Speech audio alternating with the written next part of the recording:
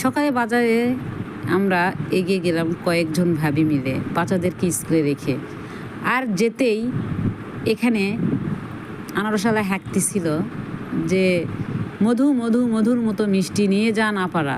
আর এইভাবে আমরা এগিয়ে গেলাম, গিয়েই এখানে আমরা আনারসগুলো বেছে বেছে নিলাম, নিয়ে কেজি হিসাবে কিনে নিলাম, নিয়ে বাসায় নিয়ে এসে এটাকে সুন্দর করে ছিলে ফালি করে কেটে নিলাম। এই যে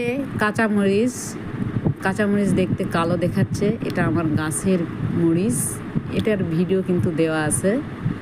আর এই যে পরিমাণ মতো একটু হলুদ, পরিমাণ মতো একটু লবণ, আর পরিমাণ মতো একটু সরিষার তেল দিয়ে এটাকে এখন আমি হাত দিয়ে চটকিয়ে মেখে নিব। টক ঝাল মিষ্টি খেতে যে ভীষণ মজা। আসলে এটা খাওয়ার পরে ভিডিওটা আমি দিয়েছি, এটা তো দেখে আমার জিভেই জল এসে যাচ্ছে। যারা আনারস পছন্দ করেন না, একবার হলেও এভাবে মেখে ট্রাই করে খেয়ে দেখতে পারেন, ভীষণ মজা।